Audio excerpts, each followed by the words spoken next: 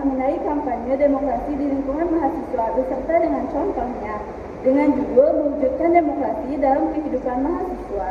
Tujuannya menjelaskan pentingnya demokrasi dan mengajak mahasiswa serta masyarakat untuk menumbuhkan budaya demokrasi.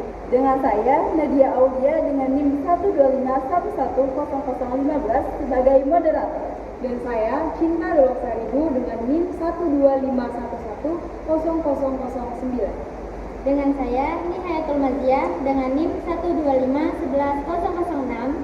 Dan saya, Siti Nurhaliza dengan NIM 125111003. Demokrasi berasal dari kata demos yang artinya rakyat dan kratos yang artinya kekuasaan. Sehingga demokrasi dimaknai sebagai kekuasaan yang berada di tangan rakyat. Dalam konteks Indonesia, demokrasi tidak sekedar sistem pemerintahan, tetapi dikenal dengan demokrasi Pancasila, yaitu demokrasi yang berlandaskan nilai-nilai Pancasila dan Undang-Undang Dasar tahun 1945. Demokrasi ini memiliki ciri khas yang mengutamakan musyawarah, gotong royong, dan kepentingan bersama, bukan sekedar suara mayoritas, sehingga bersifat kolektif dan berkepribadian bangsa.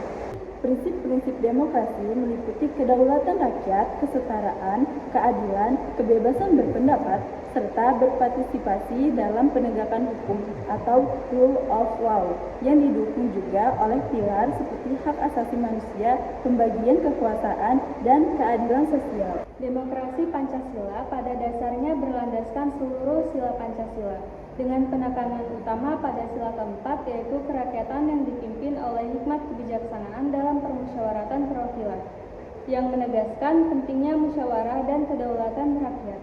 Namun, sila lainnya juga memiliki peran penting, yaitu sila ke-1 sebagai dasar moral dan religius, sila kedua yang menekankan kemanusiaan dan hak asasi manusia, sila ketiga yang menjaga persatuan dalam keberagaman, serta sila kelima yang menjadi tujuan akhir berupa keadilan sosial. Demokrasi Pancasila bukan berdiri pada satu sila saja, tetapi merupakan kesatuan nilai dari seluruh sila yang saling melengkapi. Hal ini diperkuat dalam Undang-Undang Dasar Negara Republik Indonesia tahun 1945, salah satunya melalui pasal 28E ayat 3 yang menyatakan bahwa setiap orang berhak atas kebebasan berserikat, berkumpul, dan mengeluarkan pendapat, yang menunjukkan bahwa kebebasan berpendapat merupakan bagian penting dalam kehidupan demokrasi. Menurut kamu kebebasan berpendapat itu gimana sih?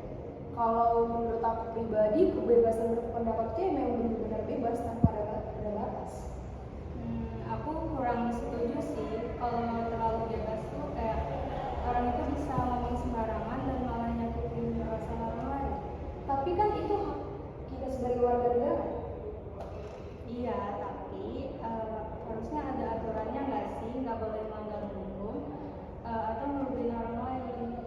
Nah, kalau gitu berarti kita sama aja dong dibatasi dalam berpendapat. Bukan dibatasi sih, lebih ke diarahkan supaya kita itu lebih bertanggung jawab dalam menyampaikan pendapat. Udah kalian berdua jangan debat terus. Lalu gimana dong? Sebenarnya kalian berdua benar. Dalam KWN, kebebasan berpendapat itu hak setiap warga negara. Nah kan, Tapi kebebasan itu harus disertai dengan tanggung jawab. Maksudnya? Kita bebas berpendapat, tapi harus tetap sopan, tidak menyebarkan kebencian dan tidak melanggar hukum. oh kalau begitu berarti kita nggak boleh asal ngomong. Iya, harus dipikirkan dulu dampaknya. Berarti kita tetap bebas, tapi ada batasannya. Iya, jadi ada keseimbangan antara hak dan kewajiban. Oh, sekarang aku udah paham sih. Itu baru kita diskusi yang baik. Demokrasi bukan hanya tentang pemilihan umum saja, tetapi juga tentang bagaimana kita bersikap dalam kehidupan sehari-hari, menghargai pendapat orang lain, bermusyawarah, dan tidak memaksa kehendak kita sendiri. Fungsi demokrasi adalah menciptakan keseimbangan antara kewajiban dan hak, menjaga keadilan, serta memastikan suara setiap individu dihargai. Oleh karena itu, kita perlu menerapkan demokrasi Pancasila dalam kehidupan sehari-hari, agar terciptanya lingkungan yang harmonis, adil, dan saling menghargai.